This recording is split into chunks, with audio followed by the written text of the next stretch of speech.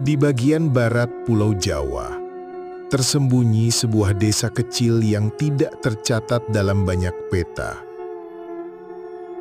Letaknya terpencil, diapit oleh ladang-ladang padi dan hutan bambu yang berujung pada perbukitan berkabut. Wilayah ini masuk administratif Kabupaten Sukabumi, tapi seakan tak pernah dijamah waktu. Banyak yang lahir dan mati di sana, tanpa pernah meninggalkan tanah leluhurnya.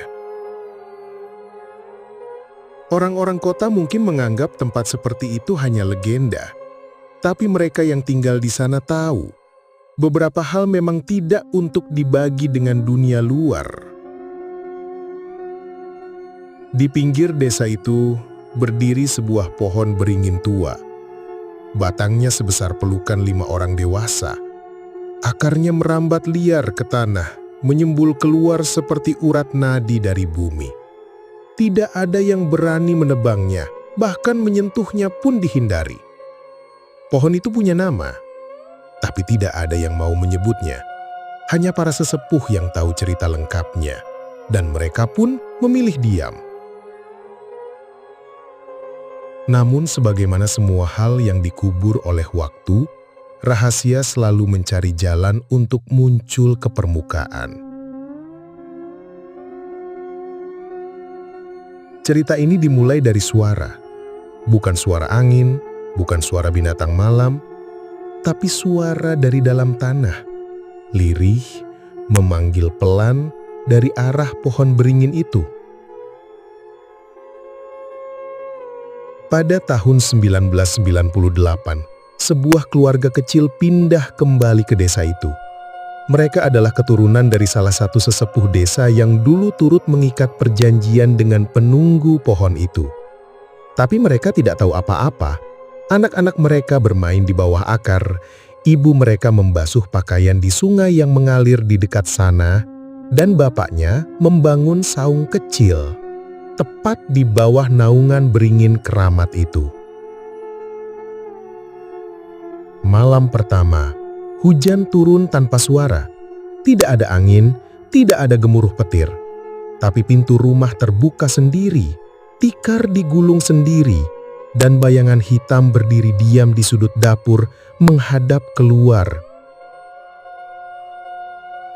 Anak bungsu mereka bermimpi buruk selama 7 malam berturut-turut. Ia selalu bicara dalam tidur. "Bapak, katanya sudah waktunya."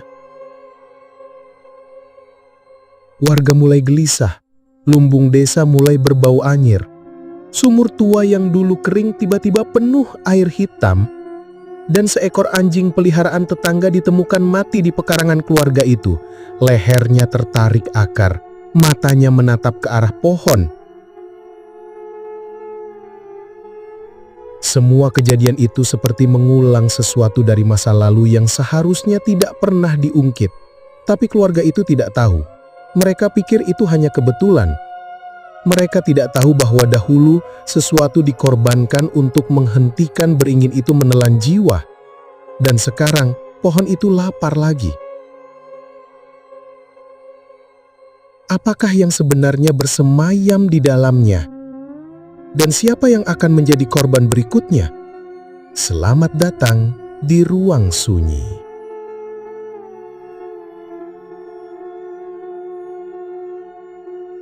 Malam-malam di desa itu selalu gelap. Tak ada penerangan jalan, hanya pelita di teras rumah dan suara jangkrik yang bersahutan. Namun, sejak keluarga Pak Rahmat kembali ke desa dan menempati rumah warisan almarhum ayahnya, suasana malam berubah. Bukan karena lampu, bukan karena bunyi, tapi karena perasaan aneh yang muncul begitu matahari terbenam. Seolah ada yang terjaga, justru ketika semua manusia mulai tertidur. Pak Rahmat adalah pria keras kepala, usia awal 40-an, perantau yang gagal di kota dan kembali dengan keluarganya ke rumah tua yang ditinggalkan sejak ia remaja. Istrinya, Bu Rina, adalah perempuan sederhana yang cemas dengan apapun yang tidak bisa dijelaskan. Mereka punya 2 anak, Fahmi 12 tahun, dan Aira 6 tahun. Rumah itu berdiri tak jauh dari pohon beringin keramat yang kini sudah menjalar lebih luas dari yang Pak Rahmat ingat. Akar-akarnya seperti ular batu yang tumbuh di tanah. Diam, namun hidup. Malam itu, hari ke-9 mereka di rumah itu, Fahmi terbangun sekitar pukul 2 dini hari. Ia merasa seperti ada yang mencolek kakinya saat tidur. Awalnya ia pikir itu Aira, tapi adiknya masih tidur nyenyak di seberang ruangan. Lalu ia mendengar bunyi keresak dari lantai kayu rumah mereka. Seperti langkah kaki atau gesekan sesuatu. Fahmi mengintip keluar jendela kamar. Rembulan penuh menggantung di langit. Di bawah sana, di halaman yang menghadap langsung ke beringin, ia melihat tanah seperti bergerak. Akar-akar pohon tampak menggeliat pelan. Ia mengucek mata, mungkin hanya bayangan. Tapi tidak. Salah satu akar itu naik ke permukaan dan menggeliat seperti jari, menelusuri tanah menuju sumur. Pagi harinya, Fahmi menggambar apa yang dilihatnya di buku sketsa. Ia tunjukkan ke ibunya, tapi Bu Rina malah melarangnya keluar rumah malam-malam. Ia tidak tahu bahwa sejak 2 hari terakhir, ayam-ayam mereka tak berani mendekat ke sisi rumah yang menghadap pohon. Pak Rahmat sendiri sibuk membangun kembali gudang penyimpanan padi di belakang rumah. Dulunya gudang itu dipakai ayahnya untuk menyimpan hasil panen warga. Tapi kini lapuk dan penuh jaring laba-laba. Ia berkesiras membersihkannya dan memakainya kembali. Warga sekitar hanya menggeleng. Beberapa orang tua bahkan memperingatkan, kalau gudang itu dibuka lagi, akar itu akan mencium darah. Tentu saja Pak Rahmat mengabaikan mereka. Malam berikutnya, Aira bangun menangis. Ia bilang ada nenek bau tanah duduk di ujung tempat tidurnya dan mengusap rambutnya sambil bernyanyi. Lagu yang tak dimengerti liriknya.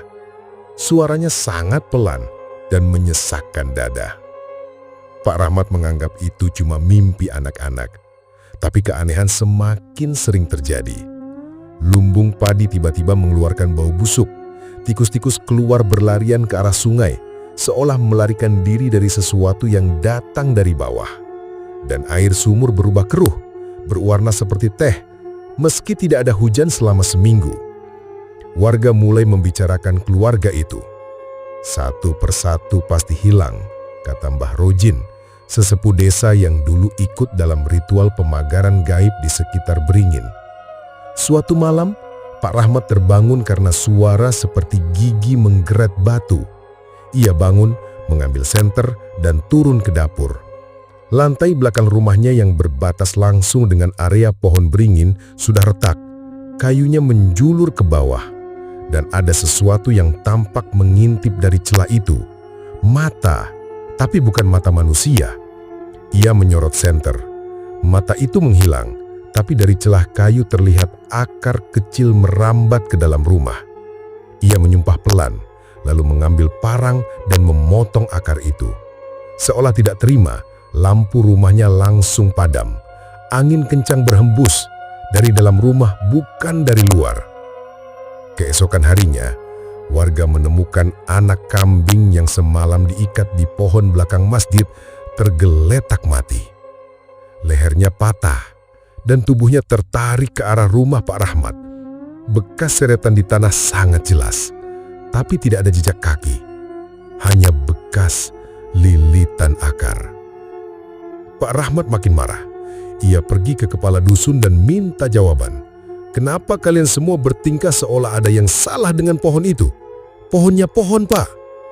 Namun kepala dusun hanya diam, lalu berkata pelan, pohon itu bukan cuma pohon, Mat.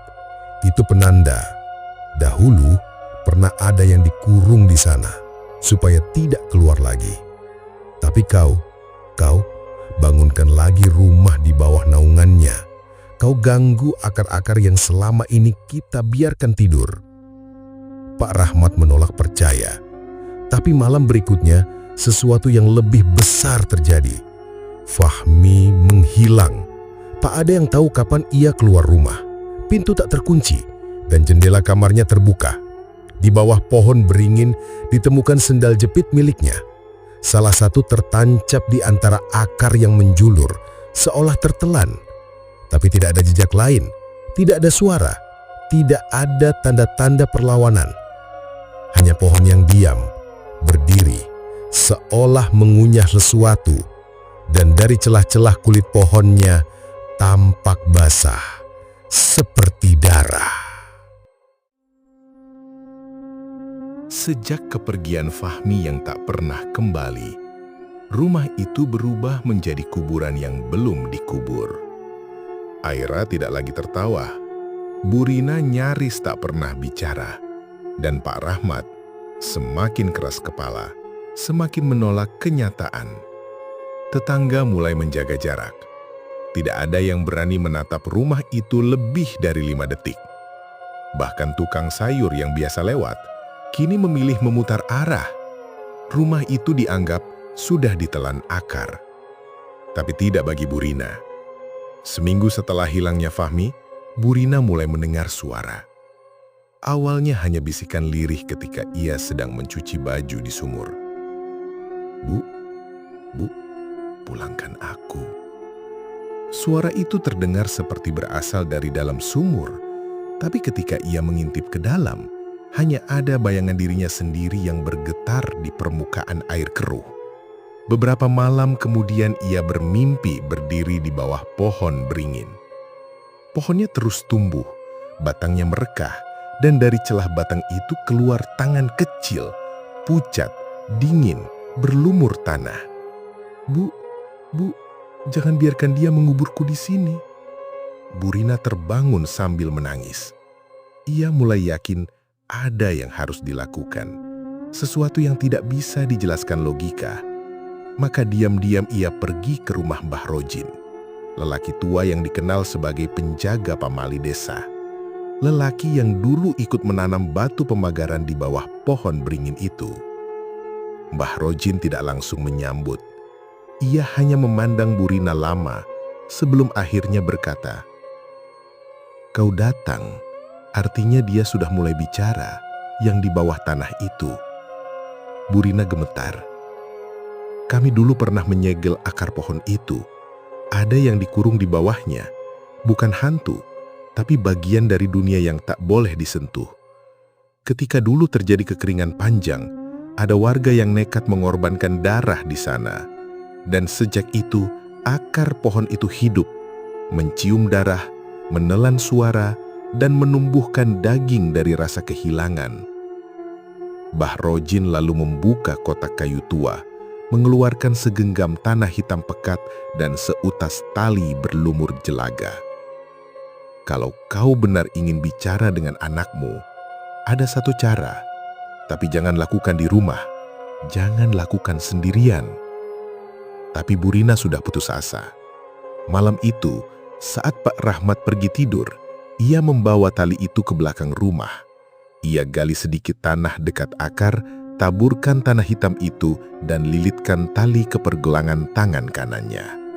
Lalu ia baca doa-doa yang diajarkan Mbah Rojin. Angin mendadak berhenti.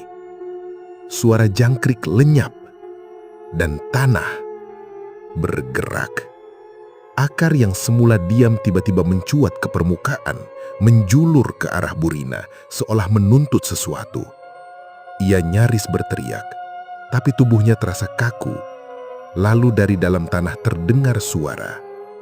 Bukan satu, tapi banyak. Bisikan, tangisan, rintihan dari mereka yang mungkin sudah lama tertanam. Sampai akhirnya terdengar suara paling lirih, suara yang tak asing. Bu, jangan pulang dulu. Aku masih di sini." Tanpa sadar air mata Bu Rina menetes. Ia ingin menggali lebih dalam. Tapi tiba-tiba cahaya senter menyinari wajahnya. Pak Rahmat berdiri di ambang pintu belakang rumah. Matanya merah, wajahnya marah. "Kau pikir ini semua ulah pohon? Ini ulahmu karena kau bawa kebodohan ke rumah kita." Ia menyeret Bu Rina masuk ke dalam rumah. Tapi di halaman, akar-akar itu terus bergerak, tak mau berhenti. Dan ketika pagi datang, halaman rumah penuh dengan lubang-lubang kecil, seperti liang-liang kubur tak selesai. Salah satu di antaranya berisi seutas tali berjelaga, terletak seperti ular yang patah. Dan ketika Aira bangun keesokan paginya, ia bertanya, "Bu, kenapa semalam Aira lihat kakak berdiri di luar jendela, tapi kakinya nggak menyentuh tanah, Bu?" Pagi itu, rumah mereka benar-benar berbeda. Udara di dalam seperti lembab, berembus dingin seolah berasal dari dalam tanah, bukan dari luar jendela. Lantai terasa basah meski tak ada hujan semalam. Dan anehnya, di bawah pintu belakang, muncul seberkas lumpur hitam kental yang tak bisa dijelaskan asalnya. Pak Rahmat tidak bicara pada siapapun sejak semalam. Ia hanya duduk di ruang tamu, menatap ke arah pintu dapur yang kini selalu diketuk oleh sesuatu. Tok, tok, tok. Ketukannya pelan, sabar, namun terus berulang, seperti tak pernah kehabisan waktu. Aira kini takut tidur sendiri. Ia bilang setiap malam ada suara yang memanggil dari kolong tempat tidurnya. Bukan suara Fahmi, tapi suara seorang anak lain yang meminta diganti. "Tolong, keluarkan aku dari sini. Kakaknya sudah dapat gilirannya. Sekarang aku ya." Bu Rina mulai linglung. Ia bicara sendiri di dapur, menatap piring yang tak pernah kotor, dan sesekali melirik jendela, seolah ada wajah yang menatap balik dari kebun belakang. Sementara itu, Pak Rahmat mulai memimpikan hal yang sama setiap malam. Dirinya berdiri di bawah pohon beringin, tapi pohon itu tumbuh terbalik. Akarnya mencuat ke langit dan daunnya justru menyentuh tanah. Di dalam mimpinya, tanah di bawah pohon itu pecah dan dari dalamnya keluar anak-anak satu persatu. Mereka semua buta, mata mereka kosong, namun semuanya menunjuk ke arahnya. "Bapak yang menutup tanah ini, bukan? Bapak yang ikut kuburkan kami tanpa nama." Ia bangun dengan tubuh basah kuyup oleh keringat. Tapi yang membuatnya makin takut, kedua telapak kakinya penuh tanah, padahal ia tak pernah keluar rumah malam itu. Pak Rahmat mulai curiga.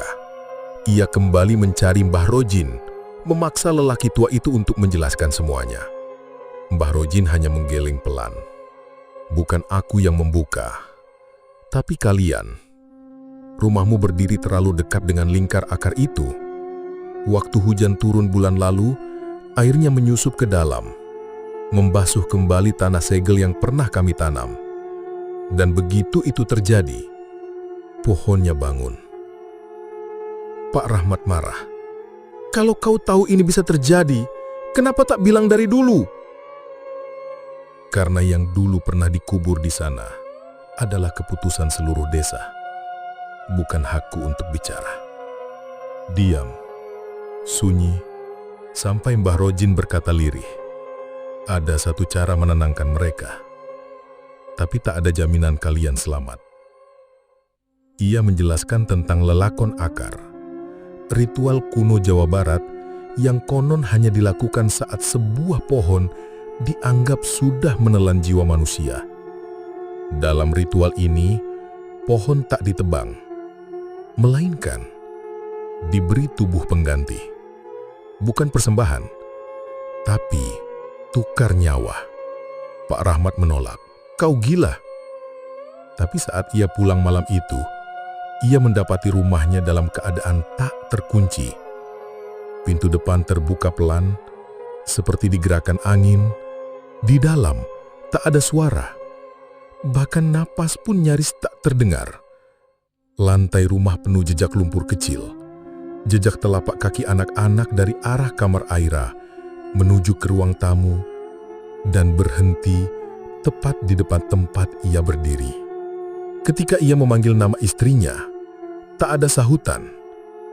Ketika ia melangkah ke kamar Aira, kasur kosong. Ketika ia membuka pintu belakang, pohon beringin itu kini tampak lebih dekat dari sebelumnya. Seolah akarnya telah menjulur masuk ke tengah pondasi rumah.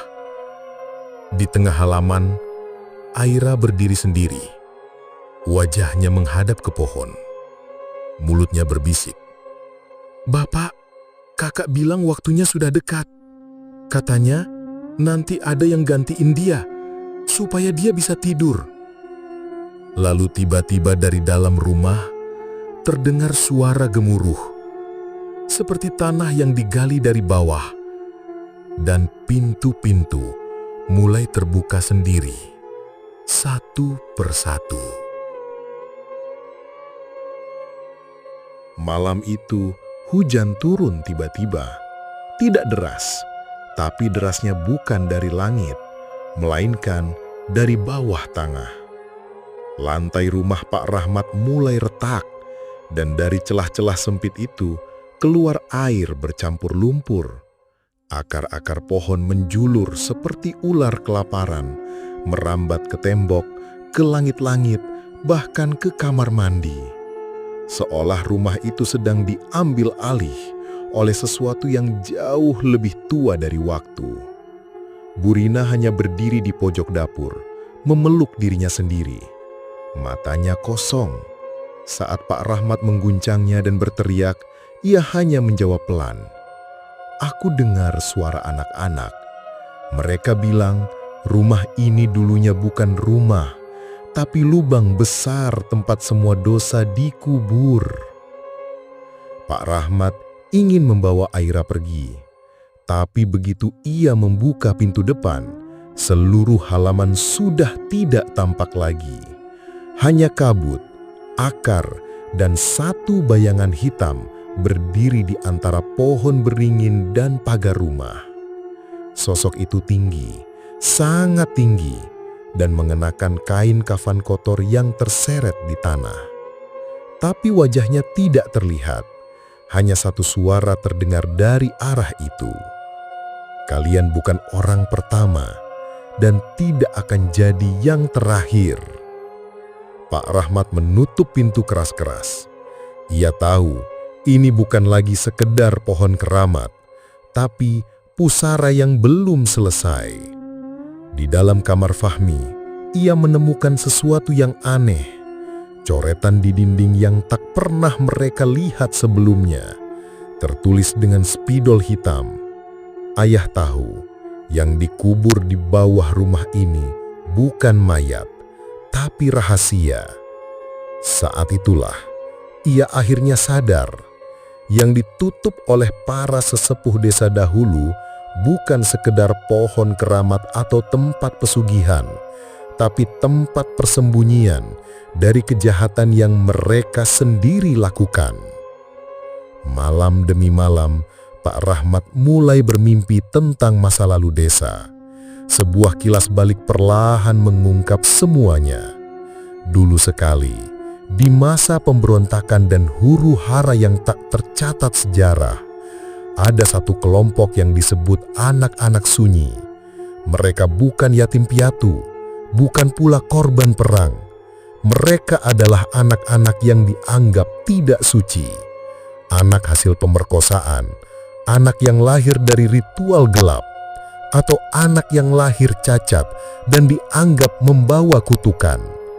Mereka disembunyikan di dalam gua, di bawah tanah, di tempat yang kini menjadi rumah Pak Rahmat. Lalu pada suatu malam, semua anak itu dikubur hidup-hidup. Oleh siapa? Tidak ada yang tahu pasti. Tapi dalam mimpi itu, Pak Rahmat melihat sosok seseorang dewasa yang mengenakan jaket militer.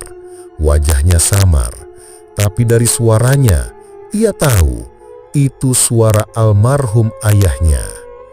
Ayah yang selama ini ia pikir gugur dalam tugas di luar kota, ternyata salah satu pelaku pembantaian.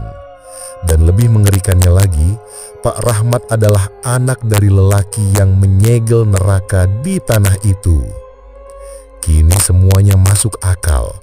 Kenapa rumah itu tak pernah nyaman? Kenapa pohon beringin itu seolah hidup?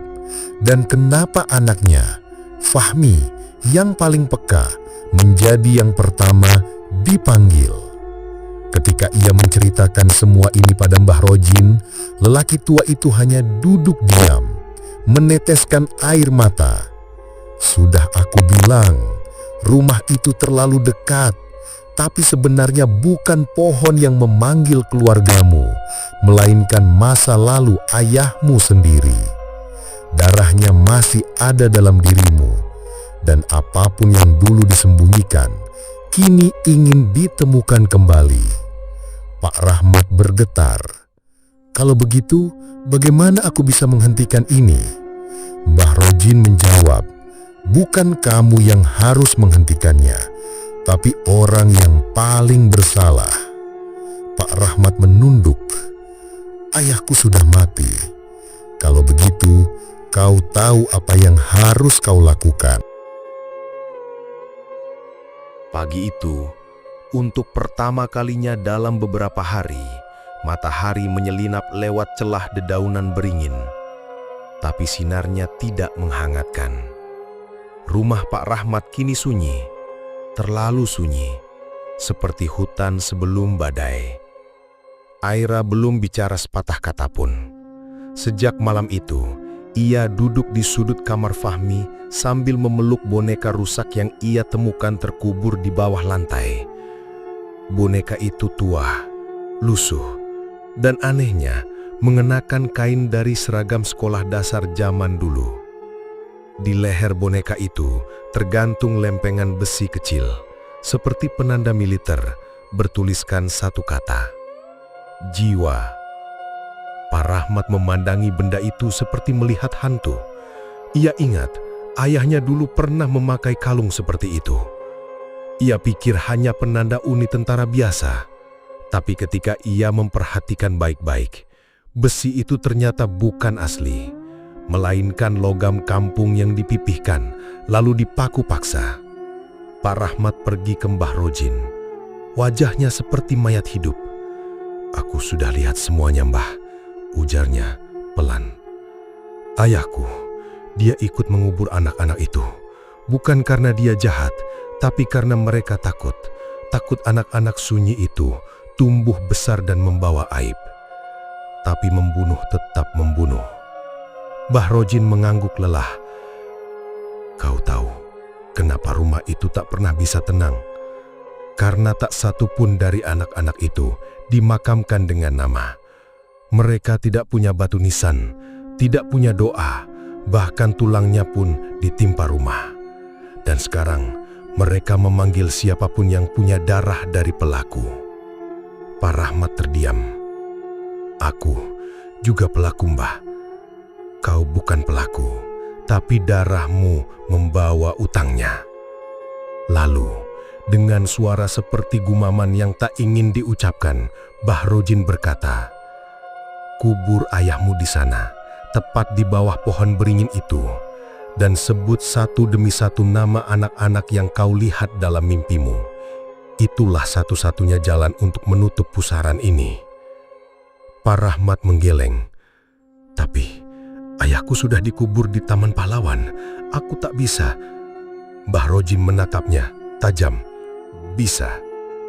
Dan itulah yang terjadi malam itu. Pak Rahmat menggali kuburan ayahnya sendiri.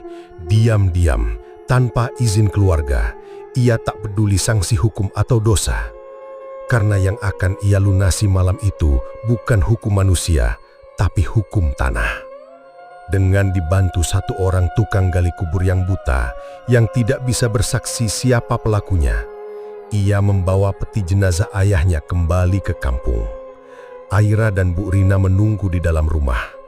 Lampu padam sejak sore, mereka hanya bisa duduk dalam gelap, mendengar suara hujan di luar, dan desiran akar yang menggerayangi dinding. Ketika Pak Rahmat akhirnya berdiri di bawah pohon beringin itu, tanah di sekitarnya basah seperti rawa. Tapi tidak ada hujan, tidak ada angin, hanya satu suara. Tebus. Ia menggali satu lubang, persis di bawah akar utama. Akar itu seperti menolak, bergerak-gerak, mencambuk, melawan. Tapi ia terus menggali sampai akhirnya tanahnya berubah warna menjadi merah kehitaman. Bau amis menyebar. Peti ayahnya dimasukkan. Perlahan. Sebelum menutupnya, Pak Rahmat berdoa. Tapi bukan doa pengampunan. Ia mengucapkan nama satu persatu anak-anak yang ia lihat dalam mimpi. Suara mereka menggaung di telinganya. Tangis mereka, jeritan mereka, dan akhirnya tawa mereka. Tawa bahagia atau tawa setan, tak bisa dibedakan. Saat tanah ditimbun, akar-akar berhenti bergerak, daun beringin gugur satu persatu, lalu membusuk begitu menyentuh tanah. Pagi datang. Untuk pertama kalinya, Aira membuka mulut dan berkata, "Ayah, mereka sudah pergi, tapi ada satu yang tetap tinggal. Dia paling kecil. Dia katanya ingin tidur di sini. Katanya dia tidak pernah tidur sejak dikubur." Pak Rahmat tidak menjawab. Ia hanya memeluk putrinya erat. Di malam yang sama, Mbah Rojin meninggal dunia dalam tidur. Ditemukan dengan senyum damai di wajahnya. Dan rumah itu masih berdiri. Tapi kini terasa hampa, tidak angker, tidak nyaman, hanya kosong. Seolah jiwanya sudah disedot pergi. Pak Rahmat tidak pernah pindah, tapi ia juga tak pernah membuka jendela ke arah pohon beringin itu. Ia membiarkannya tumbuh, tinggi, diam, seperti saksi bisu dari dosa yang akhirnya dikuburkan dengan benar. Ada yang tidak pernah kita sadari sebagai manusia, bahwa tanah tidak hanya menumbuhkan kehidupan, tapi juga menyimpan aib. Ia menerima semua yang kita buang, bangkai, janji, air mata, dan kadang anak-anak yang tidak kita akui. Tapi tanah tidak benar-benar diam. Ia menunggu, memelihara, dan pada waktunya mengembalikan. Cerita tentang pohon beringin itu bukan hanya soal mistis, tapi tentang warisan dosa. Kita pikir cukup menutupi, cukup membangun rumah di atas kuburannya, cukup menulis ulang sejarah. Tapi sesungguhnya, apa yang tidak kita benarkan akan mencari keadilan sendiri. Fahmi bukan anak pertama yang hilang, tapi dia mungkin jadi yang terakhir. Karena untuk pertama kalinya, seorang keturunan pelaku memilih menggali kembali masa lalu bukan untuk mencari jawaban, tapi untuk meminta maaf. Aira akan tumbuh besar. Mungkin suatu hari dia akan lupa suara anak kecil yang berbisik di malam hari. Tapi ketakutan masa kecilnya akan terus tertanam di tubuhnya sebagai ingatan bahwa sadar bahwa sesuatu yang jahat pernah tinggal bersama mereka di rumah itu. Dan Pak Rahmat, dia kini hidup dengan sunyi. Bukan karena dia takut, tapi karena sunyi itulah yang layak. Dia tidak minta diampuni, dia tidak mau dikenang sebagai pahlawan. Dia hanya ingin dosa itu dikubur dengan benar, dan itu saja sudah cukup. Karena kadang kita tidak bisa menyelamatkan semua orang, tapi kita bisa memilih untuk tidak mewariskan kegelapan yang sama ke generasi berikutnya. Karena sesungguhnya kita tidak pernah benar-benar mengubur dosa. Kita hanya mengalihkan tanggung jawabnya. Dan ketika waktunya tiba, tanah akan menagih dengan cara yang tidak kita mengerti, namun tak bisa kita tolak. Nantikan kisah mencekam berikutnya hanya di Ruang Sunyi.